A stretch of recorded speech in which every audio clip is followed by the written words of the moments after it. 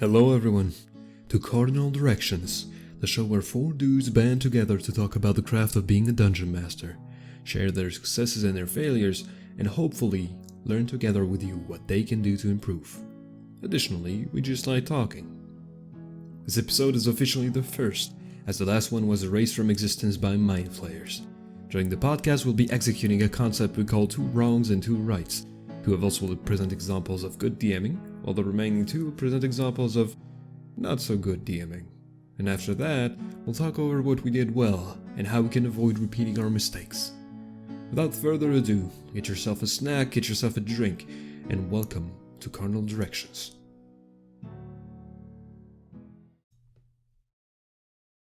Okay guys, welcome to Cardinal Directions. We'll discuss the topic of combat encounters and in D&D 5e and balance and how to balance your encounters as a DM. If everybody can introduce themselves again for the second episode now. I'll start. I'm Pavel and I've been DMing D&D for 4 years now. How about you, Nick? Yeah, I'm Nick. I've been playing D&D for 3 years now and DMing for a year and a half, maybe. Okay. And I'm Axel. I've been DMing for about 3 years in 2 different campaigns. Glad to be here. What about you, Pat? I'm Pat. I've been playing tabletop RPGs for about 4 years, and I've been DMing for 1.5 years, probably. Maybe a bit more. Nice. For today's topic, we decided to draw slots on if we're gonna do a right or a wrong for our combat encounters. So, how are we gonna do that? Well, that's a good question. Let's take a random number generator between 1 and 10. And whoever is closest to the number can select their encounter, and then we'll go opposite of that up. So, for example, if the number's 1 and Axel picked 2, you can choose if he takes a right or wrong. And then Pat, who has got a 3, he takes the opposite of what Axel chose, and then we go up until the one who's furthest away from the number knows what to do. Okay. That seems like the easiest way to do it, so let's do it. Already too complicated for me. I'm gonna Alright. post on Alright, the I got an Discord 8. general channel my number. Yeah, same. I've picked a number. What are you using to random it?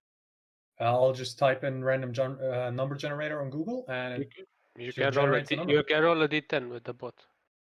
not on this server. You can't. All right, I'm going to generate a number right now. You all got your number picked. Axel, you have Yes. a number. Yes, Pat, you have a number. you guys all Well, got we're not numbers. using a physical dice. Physics are evil. I We're got gonna a use 9. computer. Okay, so I picked 4, Mm-hmm. and the number that's generated is a 2. So I have a 4. That's the lowest so far. Anyone I have an lower? 8. I have an 8 as well.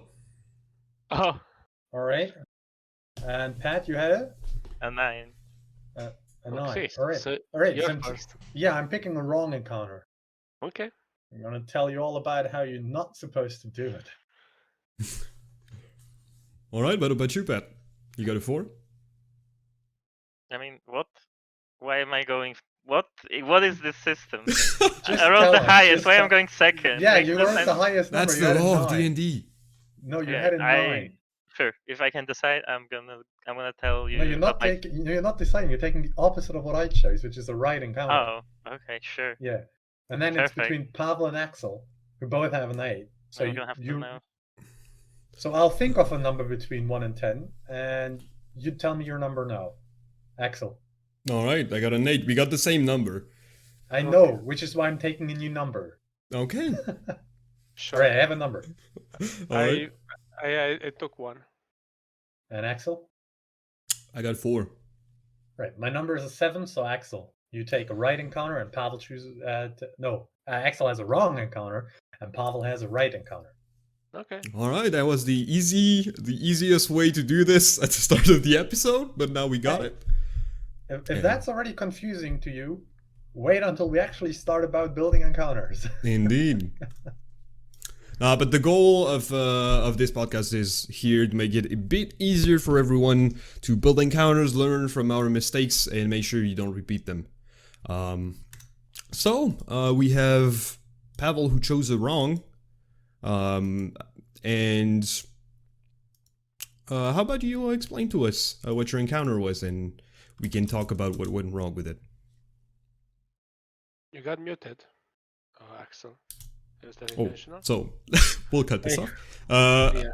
We have Pavel who chose a wrong, I believe. Yep. All right. So how about you start and tell us what your encounter was, and then we can talk about what didn't work. Sure. It was an encounter in a module. It was in Curse of Strahd. Well, Spoiler alert. Spoilers. I think it's not a major spoiler, but it was about an hag. There are lots of hags, so you get pretty generic. It was a hag that had a giant creature at its side, which apparently wasn't there. Its house. And this house was pretty strong. And the encounter was balanced around the idea that players would sneak to the hag and ambush her, maybe, or do diplomacy. Either one of two. What my players decided to do instead was to go around the hag's hut and bam their shields with their swords to let their presence be known, to draw the hag out of her hut, leaving her time to prepare for the combat and enabling her monster. The monster, the house which animated killed one of my rogues players in the first shot, and in the second two hits he instantly died. At level, I think you were level 5 or something. I think you were around there. I think so. Yeah, and well, it happens. They didn't know it was a module. This was till here. They wiped. They made a new party. The second party did super meta gaming information, and they went later on, not from the first, but later on to the same place. They discussed tactics, how to deal with the hag that they didn't know were there, and they also polymorphed her, even though they couldn't, and that was my mistake, because she, as a shapeshifter, couldn't be polymorphed. And they eventually killed her. At the moment, it was cool. Everybody was happy. But when at the end of the combat, when I realized, oh, she's a shapeshifter, she shouldn't be polymorphed, all my players were like very disappointed. Like this encounter was robbed from them. They shouldn't have won it necessarily. And yeah, overall, it was a sour feeling. And yeah, that was my bad encounter. Yeah, so what I take from this is the encounter ended up being unsatisfying in both cases. Like the first case, you had basically they got destroyed, and the second case, they destroyed the hag. So I think that's a good kind of like, that's a good way to present the interest of difficulty, and not only pure difficulty in terms of HP and damage per round, but also difficulty in terms of what the encounter is set out to be. I've had encounters in my campaigns that are supposed to be unbeatable, or are not supposed to be at least beatable by a frontal attack, and it seems like the hag encounter was kind of like that. However, even the second time when they didn't attack directly, it ended up kind of falling flat because there was no tension. There was tension, but the way the tension was released at the end was unsatisfying. Mm-hmm. Nick and Pat, do you guys have any tips concerning keeping tension or making it flashy in a way so that during the game you can make the players really feel like it's a tense moment and not like, oh, we just polymorph the hag, it's gonna be easy. Pat, why don't you go first? I You would already love to. looked Thank like- you very much, Nick. So I think, well, obviously looking at it from perspective of the future, it's easier to like say what could have been done. I think maybe a good way, especially in a module, would be to subvert expectation. So like the party's meta games, they are, oh well, we're going to kill a hag. As a DM, you flip it on their head. Maybe since that was forgotten that time, but since the hag can polymorph, maybe the hag is gonna pretend to be an adventurer or someone. Maybe it's not gonna be in a hat. Maybe there's gonna be like a major image around the hat to basically make it look like it's not there even, or like any other number of things that could have been done to maybe surprise them, make it so that they're also feel like this feeling of exploration, like, oh, we came to the same place and we have different content. Interesting. I don't know if that's the right way to go about it. Some might say that's like, well, if you're not keeping to the module, but I think that would be one way to keep the tension and stakes high. I think that's a very good idea. Adding on to that subverting expectations trope, I think what you can also do. I don't know how well modules lend itself to doing that, but you can reskin monsters, and that's a favorite way of mine to keep players engaged, especially if they're metagaming. If they know the monster handbook and they know all the stat blocks, just reflavoring it and making a monster look different and behave different, but still like within the rules, is a great way to keep the players on their toes so they don't know what to expect. So far we had a couple Axel, of you're ways. muted again. Oh, I'm back. So far we had a couple of ways we talked about of, keeping the tension there. We had keeping surprise from Pat, like trying to maybe hide the monster and make sure the situation that the players are in is not the one they're expecting. And we also had subverting expectations in terms of just changing the monster straight up. Of course, depending on modules and homebrew, that kind of depends on the kind of campaign you're running. But these, I feel, are two good ways in any case to change up the scenario and make sure that things are a bit unexpected. Players aren't in familiar territory. Oh yeah, you don't even have to change the monster that much. You don't even have to like make a troll a wolf now or something. You can just say that the troll has, instead of like the usual skin that it's drawn with in the monster handbook, it has, I don't know, red skin. And as a player, you'll be like, oh, is this troll maybe more fire resistant than it usually is, or why is it skin red? It's just flavor maybe, but it keeps people thinking because suddenly something's different. It doesn't even have to be a big change. I think there's one thing to keep in mind that's very important, especially doing what Nick is talking about, is going to be foreshadowing.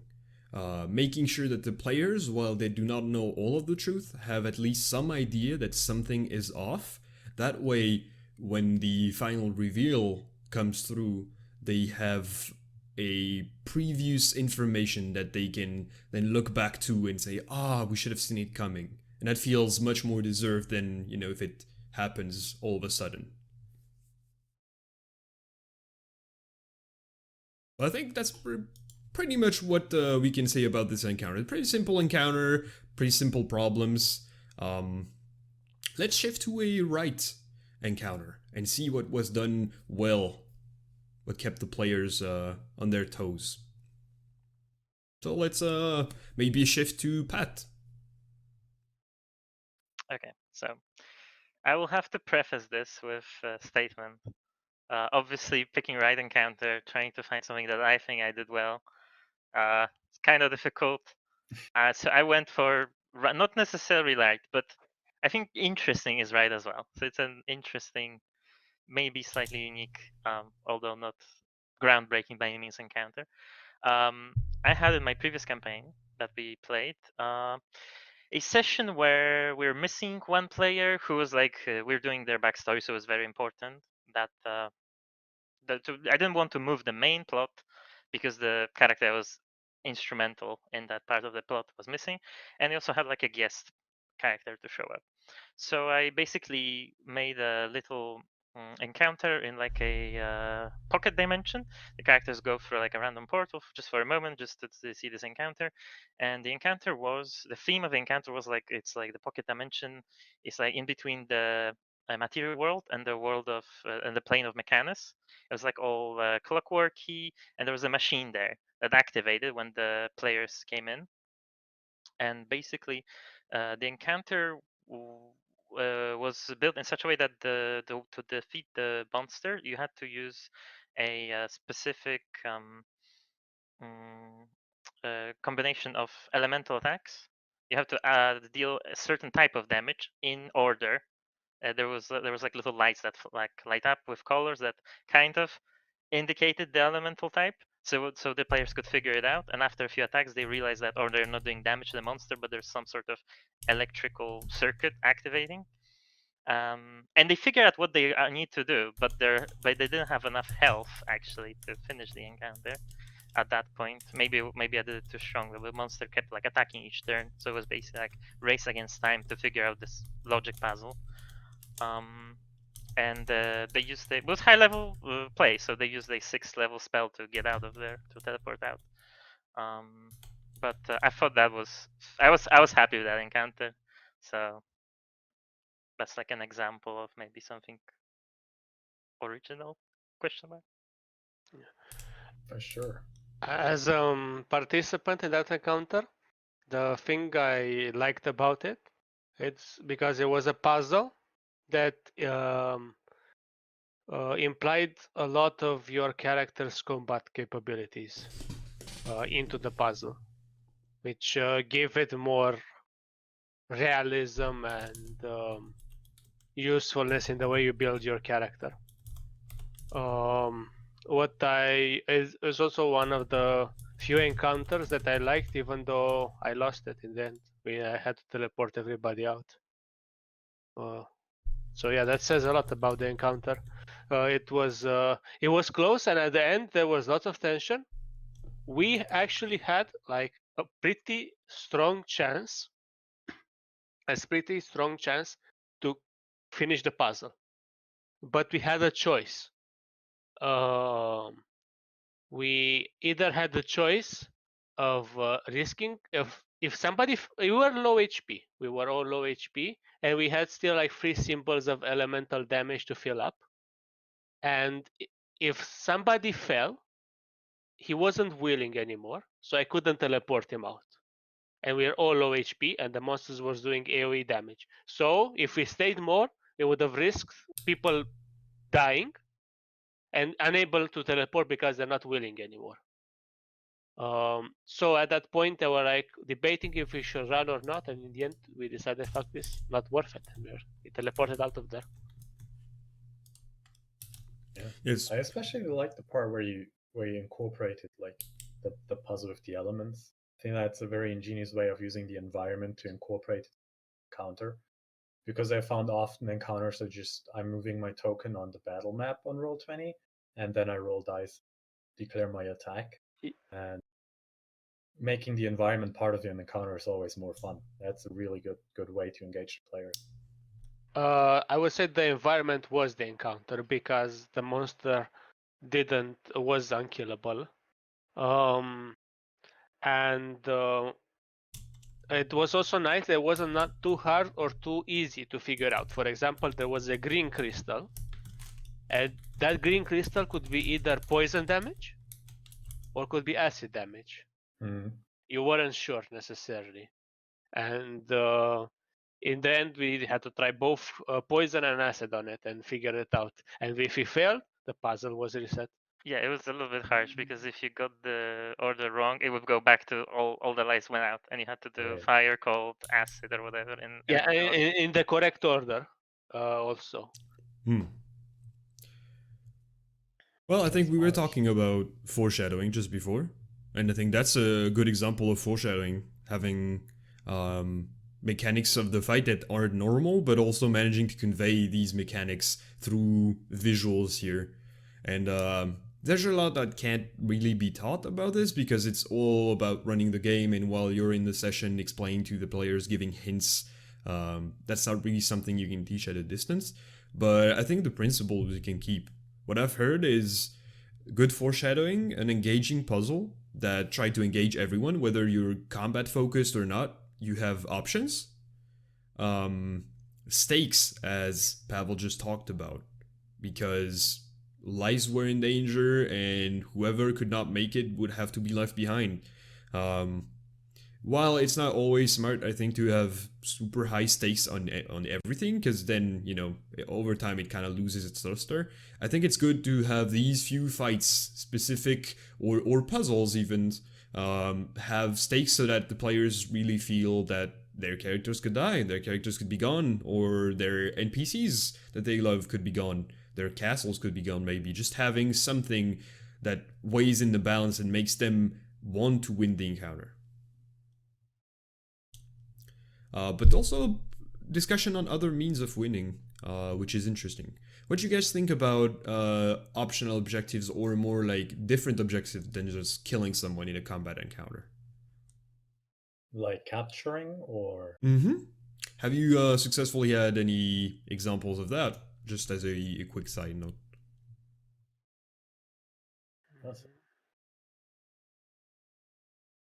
I mean, capturing could be an option, or it's always an option True. in my campaign. It was never the goal, never the ultimate goal. And sometimes the players can have the goal to capture, like they want purple worm egg, or maybe they want wolf pup, but that's the goal that the players make, not that I impose necessarily. I see.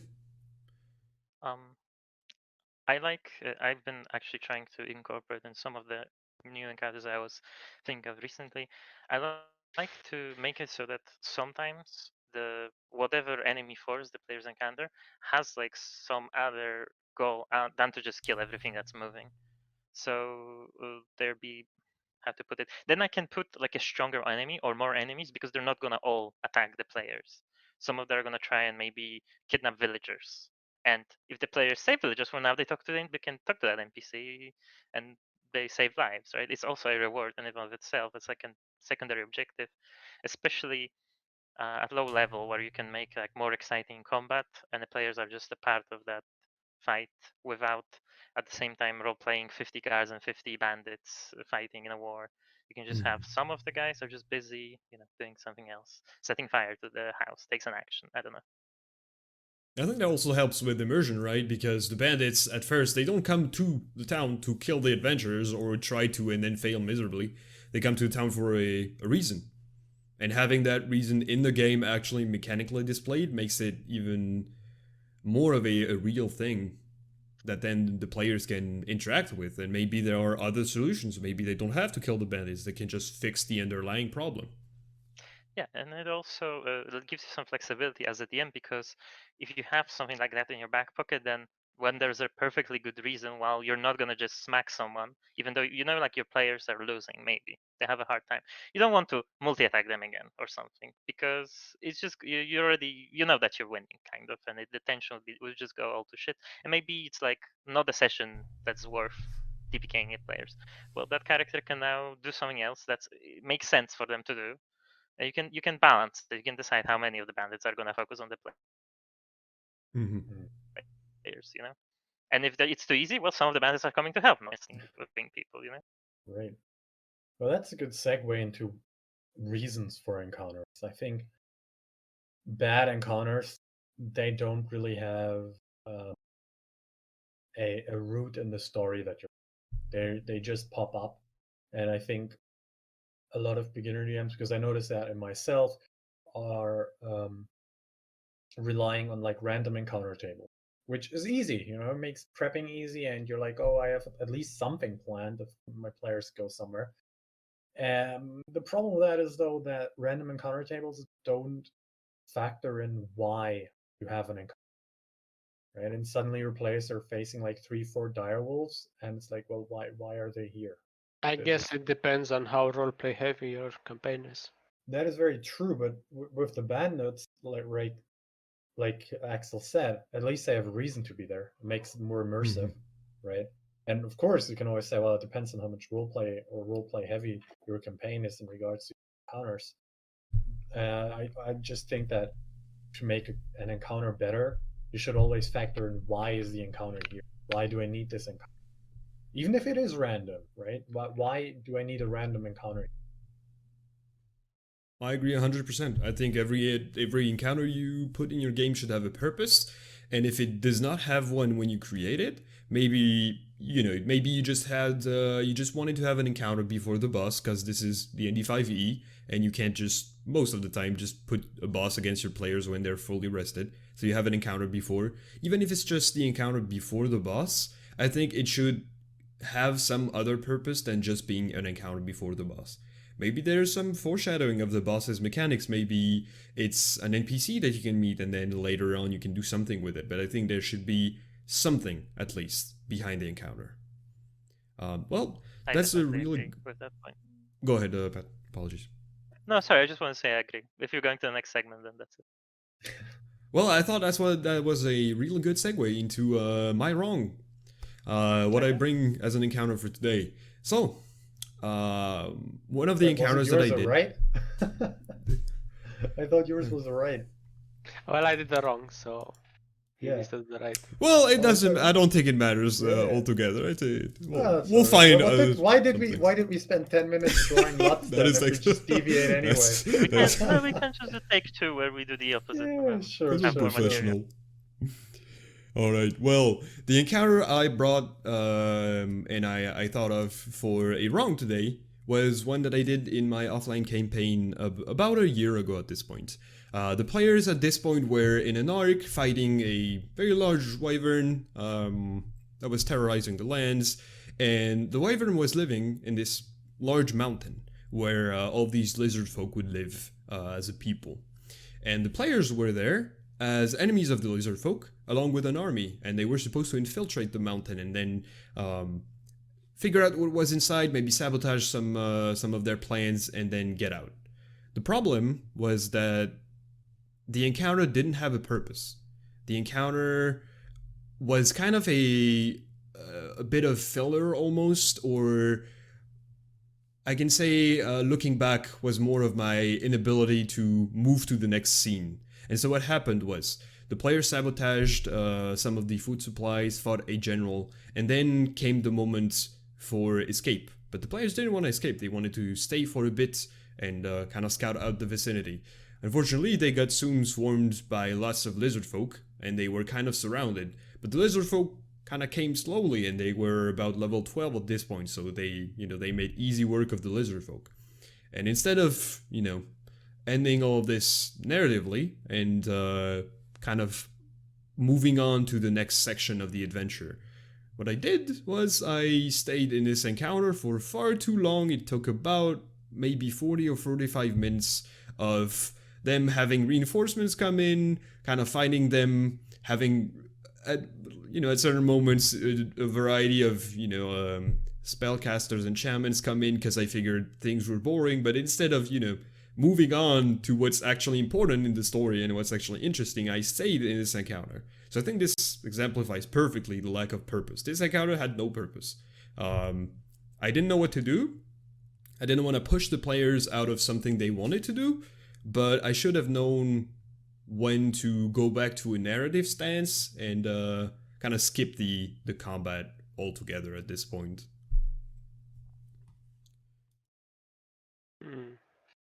Well, anyway, 45 minutes is rookie numbers compared to my combat encounters as durations. I had combat encounters that lasted entire sessions. We ended the session in front of the encounter, started the session, and then when the session ended, the combat encounter also ended. So 3 hours combat encounters. Yeah, I think Axel means there was sort of meaningless 45 minutes. Yeah, I can understand that. I think it could have been done maybe better. Maybe if the lizard folks in 2 rounds got fireballed twice and like people were getting scorched left and right, maybe they immediately, even maybe after the first fireball, they immediately start retreating. And to like just make it, instead of half for 45 minutes, it gets only 15 minutes, and it makes the party feel powerful. Like clearly these villagers, lizardfolk villagers, have no chance against them, and they're not suicidal. That's what I would have done in that encounter personally. Yeah, I think it's important to recognize, and that's a thing I've learned after, a lot of DMing, is recognizing when an encounter is done and has served its purpose, even though it had none, but imagining that it had a purpose in the first place. Even if you have a boss fight, for example, the boss fight can last for a while, but after a while, as with all things, tension starts to dwindle down and down. And so I think it's important as a DM to know when to just end the encounter, or at least, when to push it towards its inevitable end faster than normal, and make sure that the pacing doesn't get hurt by you being too attached to whatever this is supposed to be. Yeah, or reintroducing new tension into the encounter. Exactly. Which is why you try to bring in the shamans. But that's Yes. just additional enemies. So what I think you could have done instead was, if they were there, your players were at the lizard folk's place with an army, they probably had an important NPC that they knew, like a commander with the army, or someone that they at least talked or had like a relation to. And what you could have maybe done is have them be captured and then brought into the encounter as a hostage situation, for example. That reintroduces it's less combat focused. It can be resolved with combat again, but it reintroduces the tension into the encounter. Mm-hmm. Yeah, I think that's a really good suggestion, actually, to have something else break up the situation. We talked about this before with the hag a bit earlier, about keeping surprise and changing the situation when it's not favorable for you as a DM. Not in terms of you being up against your players, because you always will be, because you're the DM, but instead of it's not favorable for entertainment purposes, it's not interesting. And I think, one of the lessons that's the most important is, if an encounter is boring, just ditch it. Yeah. Or end it as quickly as possible, if you notice that. If it makes sense narratively. Just because the boss encounter is boring doesn't mean you should skip it. Yeah. Well, I guess that's also a good topic to talk about. How to end an encounter when it's, got to the end. What can you do? Because of course you can always say the easy ways, like the enemy flees if it's a combat encounter, or the enemy, you can modulate the remaining HP of the enemy, for example, to make it a bit quicker if you feel like it's just going to be a slog and there's not going to be any chance that anything interesting happens. But what do you guys think are other ways of ending encounters? Pat, for example, would you... Well, in general, well, last time actually, a couple of weeks ago, it was the second to last session. We had this problem where a combat was quite long, and it was, from my point of view at least, because I knew the stats and stuff, what the monster's gonna do. I knew the PCs are gonna win eventually, but it's gonna take another 5 combat rounds that I would have to start the next session with, right? Of not very interesting end of combat. So not great start to a session. So I don't know if I did it properly. That could be a wrong, actually, and not the right answer here. But I basically said that at the end of the session, you guys are probably gonna be able to kill those monsters, and maybe I should have come up with something better. Let me think if I can come up with something.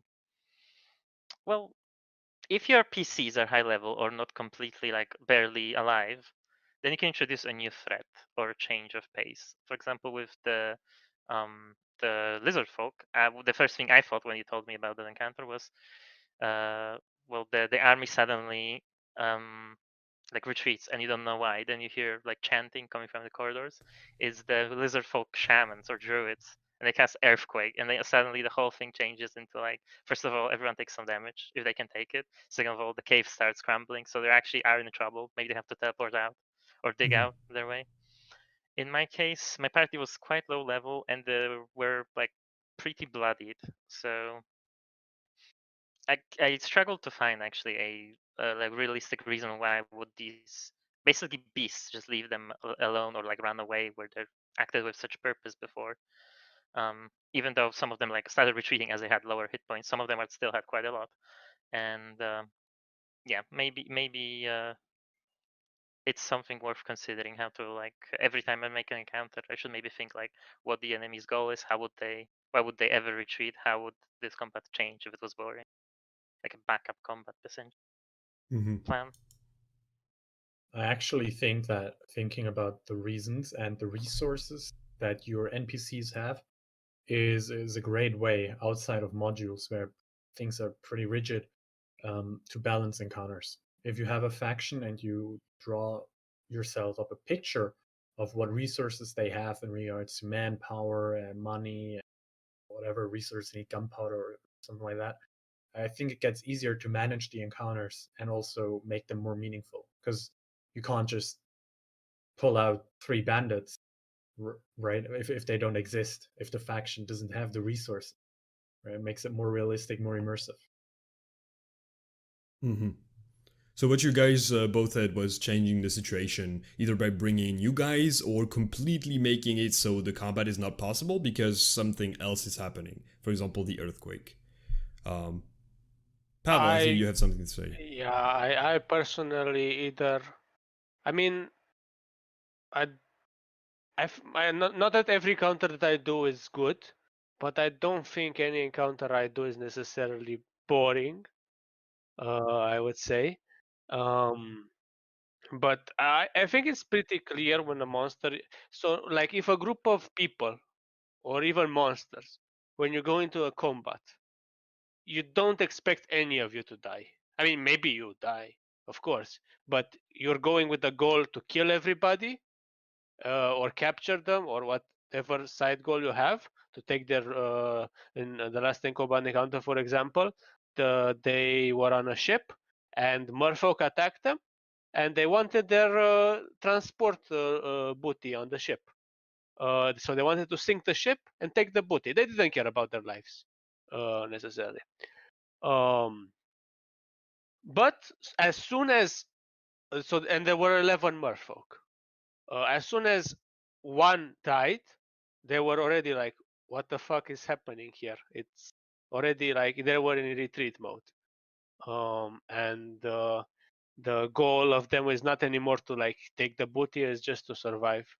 And if, in my opinion, if the players are pursuing them, that means they care, and maybe they're not bored necessarily of the combat encounter. If they don't pursue, they're like, "Oh, great, this combat encounter is over. They're retreating. Fuck them."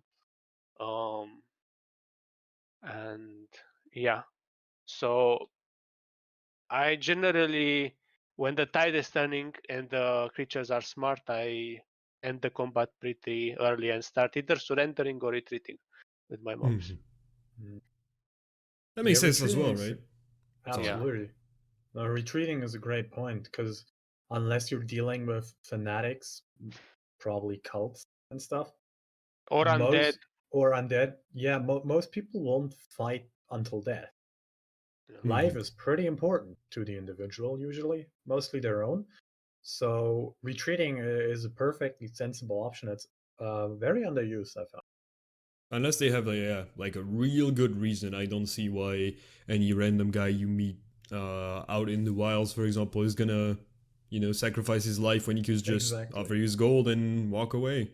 Yeah. And even if you're attacked by a band of wolves, if you kill the big wolf from the pack, the rest of the pack is gonna scurry away, like realize that they fucked up, even with 4 intelligence.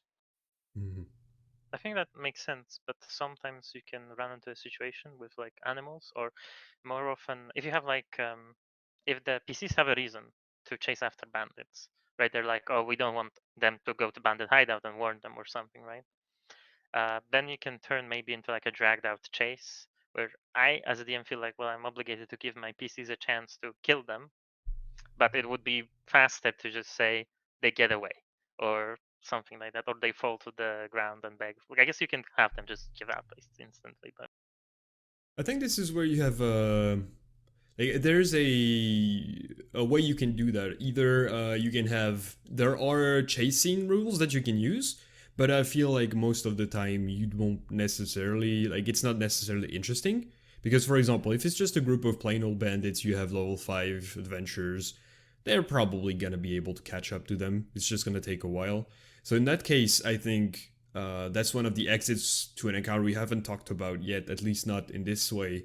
It's a narrative exit, just finishing up the encounter via, as you defeat the chieftain or the bandit lord, the rest of them are just, random bandits. They're not a challenge to you, and you overcome them over the next maybe 10 or so minutes before they surrender.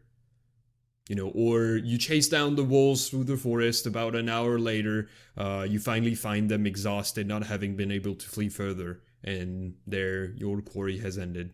would you hide it behind the skill check, or would you just give it to the players? I think it depends on what you're trying to achieve. If it's basically, if it's trivial, I feel like I would not use a skill check. If there's no chance of failure, I think that's a good lesson in general as a DM. I wouldn't use a skill check. And if failure just costs the time that the players have, so they could just try again and try again and try again and maybe take days. But if they have days, they're willing to spend it, I don't make them roll. Feel like rolling it is good because then you can use the specialities of your characters to go ahead and find them. Maybe you have a ranger who's super good at tracking. You can use his skills to track, and that makes the players feel a bit better. But also, it can kind of put an element of uncertainty as well.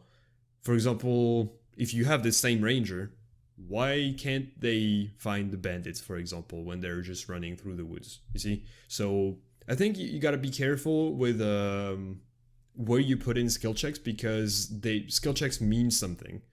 They're hiding something or they're protecting something. And if they're rolled meaninglessly, I feel like they just drag on the encounter as well. Yeah, I think that's a good point. Probably, if it's trivial and someone's skilled in survival, just success automatic. Which is why I enjoy running these chase scenes in a more narrative way.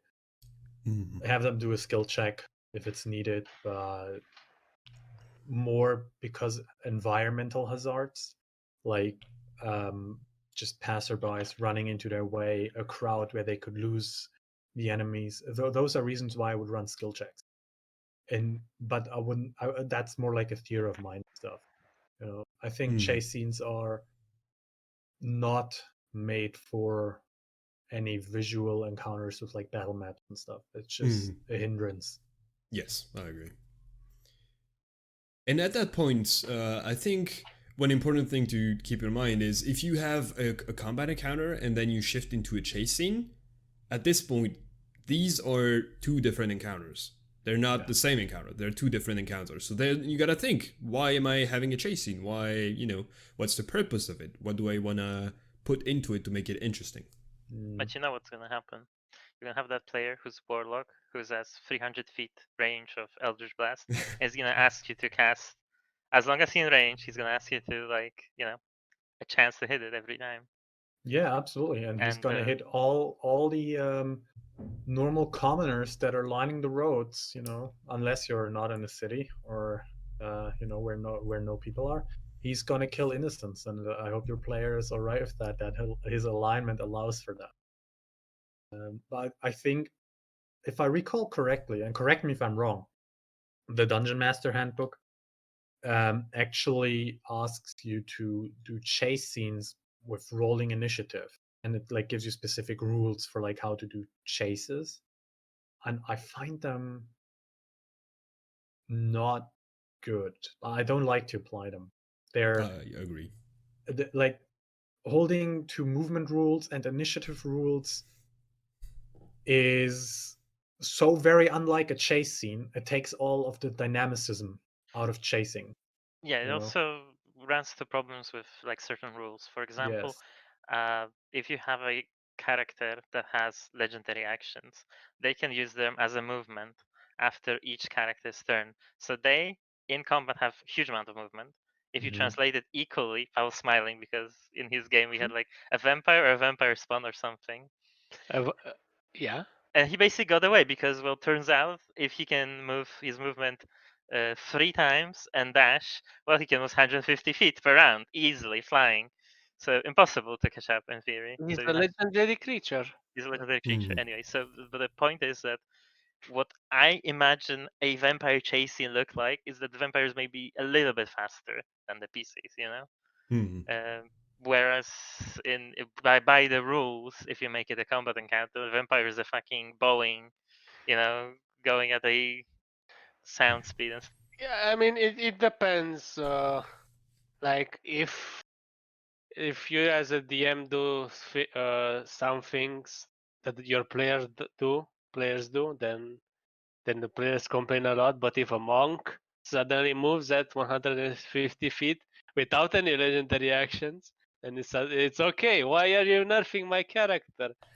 but same with range from spells and stuff. Mm. I think, I mean, you just have to agree. Maybe if you want to have narrative resolve into like combat or chase scene, you have to agree. Be like, hey, you know, I know your monk moves 100 feet per round, but it is a chase scene role. I don't know.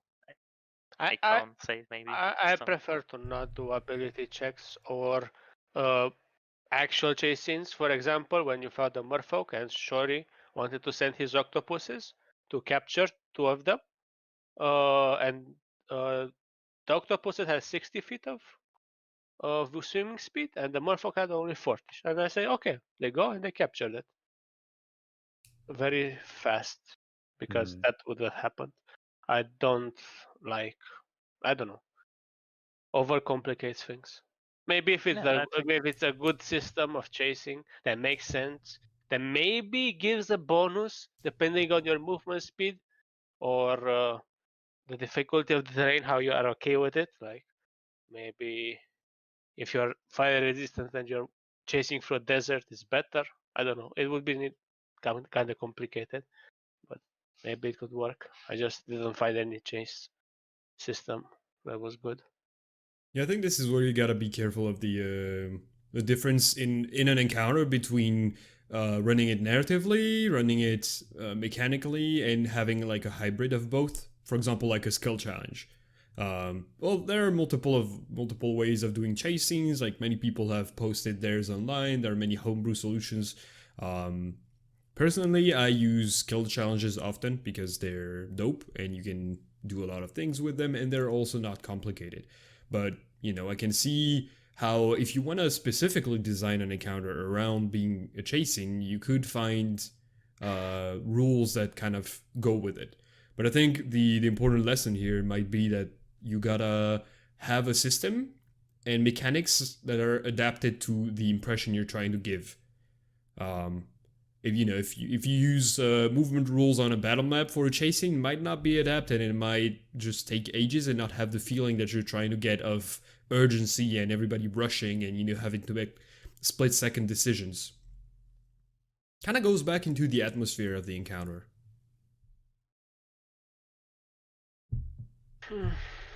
Yeah. Very true. did we do all the encounters? No, we still have Nick. We still have Okay. Nick's True. encounter to talk Nick, about. why are you not saying anything? Well, I thought I could get around it and not embarrass myself with the bad encounters I run, but here I go, I guess. You should say a good one. Yeah, I should have picked a good one then. Yeah, I should have, but I said I'm gonna do a wrong encounter. I'm gonna stick by my choices. Okay. So this is gonna be funny because you're all part of that encounter.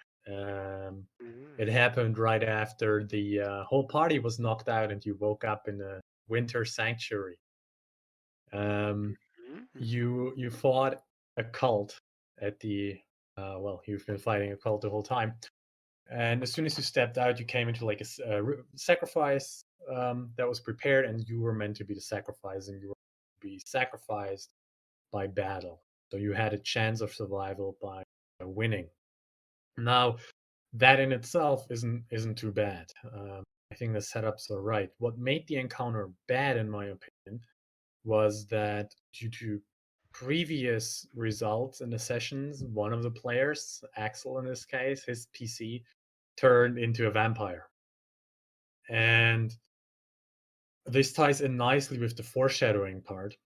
All the enemies obviously knew he was a vampire because he was turned while he was captured in that sanctuary. So they all had silver weapons.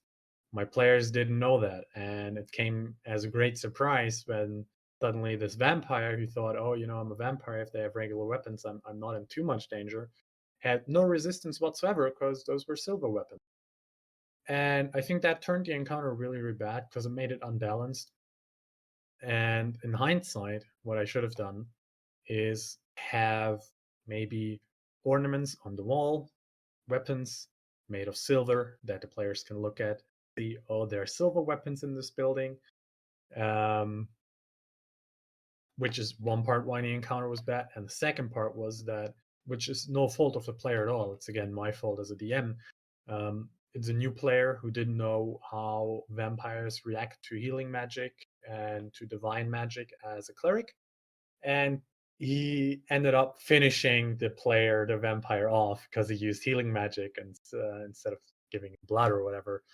And that's also something that I should have made clear. I tried to do that by offering the vampire player character blood from a fountain while they were working their way out of the sanctuary. But probably didn't make it clear enough, which is why this miscommunication happened. So besides foreshadowing, also making that foreshadowing clear enough for your players is very important. So it comes down to communication and the way how you present things as a DM. But that's not something you can just say how to do in general, because it really depends on the makeup of your party and their intelligence scores and your intelligence score as a DM. So yeah, that's my bad encounter. One of many. Yeah, I mean, I think the reason why the healing part was a bit weird was that it doesn't really align with 5e almost at all. Like, if you heal a skeleton, you're not gonna damage it by the True. rules. True. If you heal, We can't even do that. if Yeah, you heal, also true. you can do, but it has no effect. No, It's immune. no. It's like yeah. That's the thing. You can't. It doesn't work on the Yeah, most healing. yeah. I would imagine, like, if we were in a video game term, the healing would go off and it would pop a 0 on top. Sure. You healed him for 0. You wasted your spell slot, and shit happens. Yeah, absolutely. So I think that was very unintuitive a bit. from a player perspective, again, that is very true because it's not specified in the rules as much. But that's because there's not really a vampire player race. I think there's an unearthed arcana material which is very unbalanced for vampire player mechanics. Is it? Yes, very, very much so. Didn't seem so. I think what we settled on, which is why blood would heal, was well, obviously vampire lore, and also I think it was from the bite mechanic. Because correct me if I'm wrong. The vampire, if they bite someone, they deal necrotic damage, and the vampire heals an equal amount to that damage dealt. Mm-hmm. And piggybacking off of that mechanic, we adapted that to the player character. But again, the encounter turned bad because it was unintuitive from the rules for the players, because this is a very homebrew stuff that we did there. Mm-hmm. But it wasn't shown to the players that is how it works, and that's show don't tell. I mean, I could have told them, but that would have been boring, But I also didn't show them because, well, I don't know. I was a new DM, still am.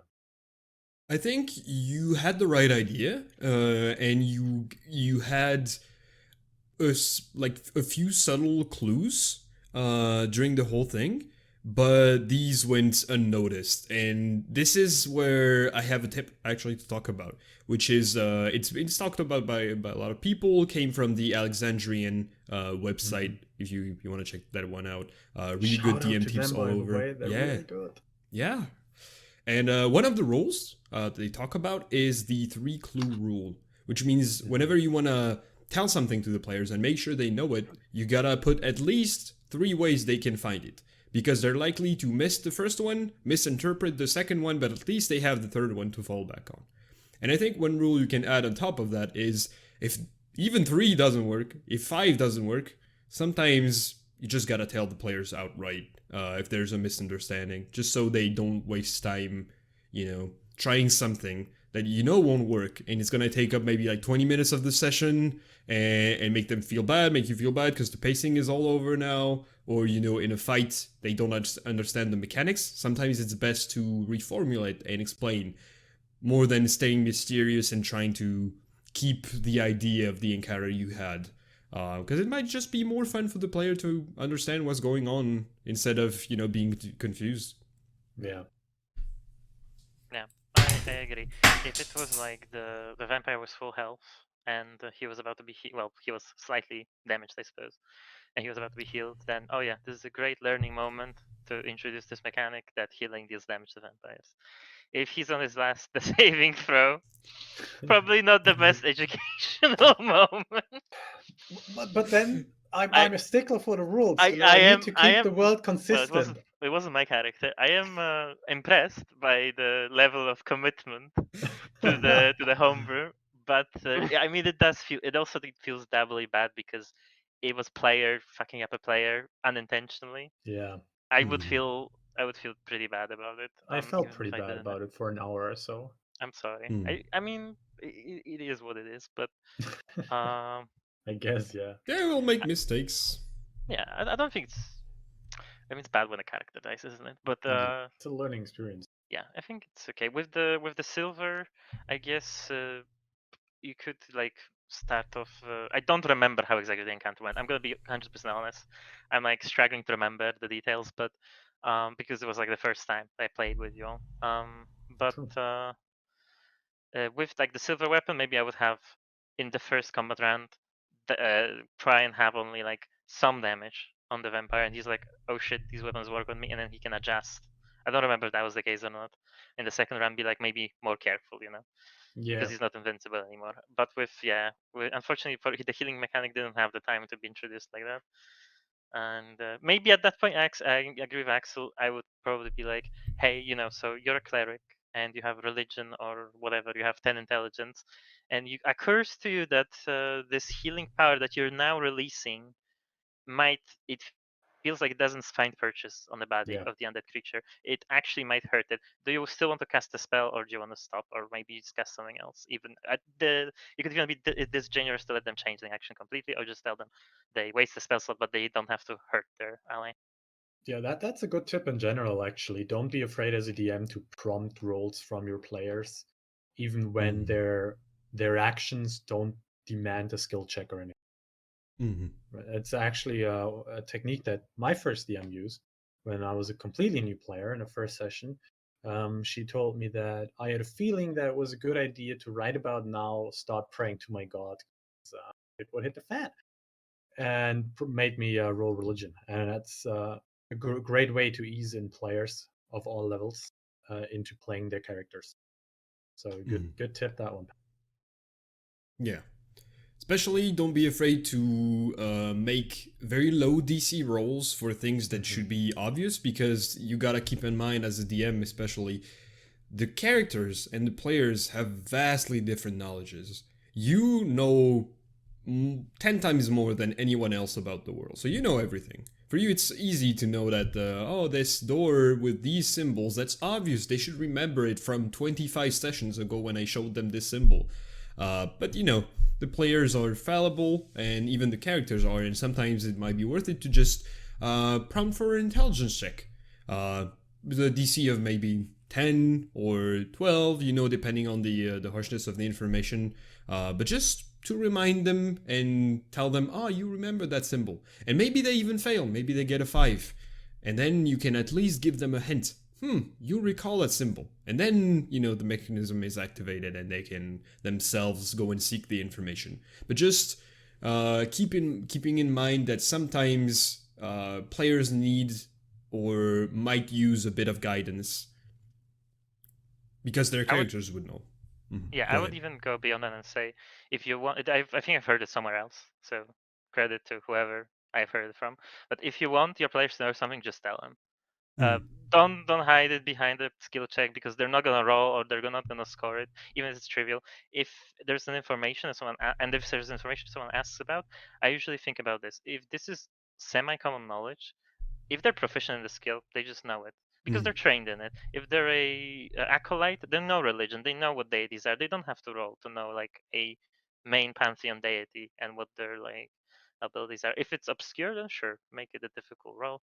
And if it's obscure, then yeah, I would say maybe someone who's not proficient just doesn't know what, no matter what their role is. I like to this way the skills also feel more impactful where you can't just lack your way into some ancient knowledge. You have to actually be trained on the subject.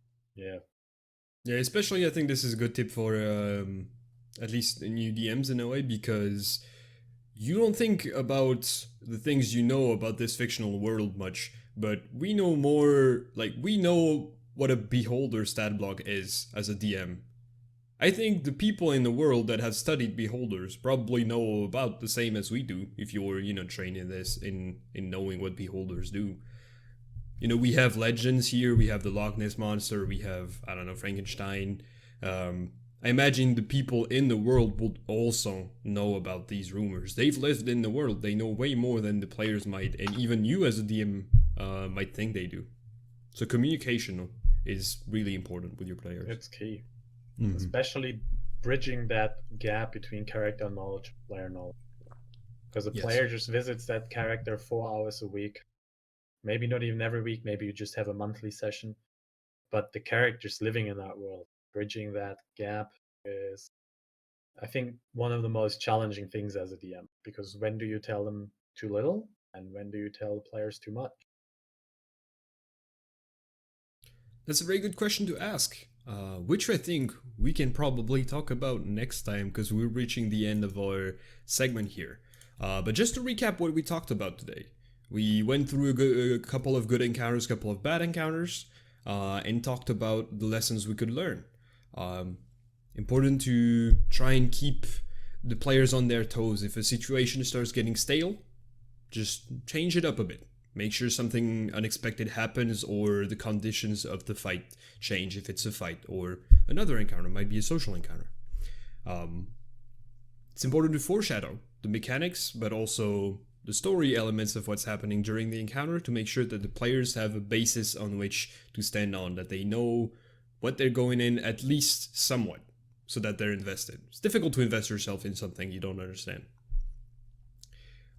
It's good to try and engage everyone, which is whether you're a combat-focused character or maybe you're more of a support character, making sure that everyone has something to do during the encounter is really important. Otherwise, you're going to have players sitting on the side bench, not doing anything, being real bored. We talked about the stakes and the importance of having a goal to the encounter and a purpose to the encounter. If there are no stakes, why have the encounter at all? Because things would be the same without or without it. And then we talked about other means of winning. This was especially because of the demiplane battle that Pat, you talked about. Maybe a puzzly way of ending a combat that is not just you kill me, I kill you to end the encounter. Nick, what do you think a couple of lessons you learned from today's discussion were? Ooh, there's so many. I think the most important is actually communication. Second of all, well, is my feeling. Probably doesn't apply to everyone, but I think incorporating the environment, because really Pat's encounter is really inspiring, because that's an encounter I would love to be part of. Keeping the environment within the encounter and keeping the tension Mechanics are high. from Reddit. Like don't. Yeah. That's what I all say when I get complimented on an encounter. They picked it from somewhere else. Well, I think making it so that the encounter isn't just rolling dice and moving your token on a battle map is very important.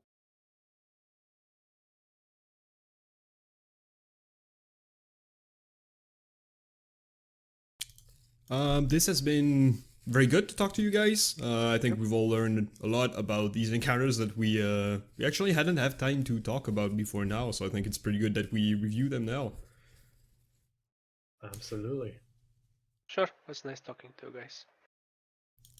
Alrighty, well, this will be posted on YouTube and other platforms. Please join the Cardinal Directions YouTube. Like and subscribe, all of that, if you want to be updated. If you have any ideas of topics we could do for the next sessions, just lay them down in the comments. If you have encounters that you'd like to talk about, I'm sure there are a lot of people in the community who would like to talk to you about them and give feedback.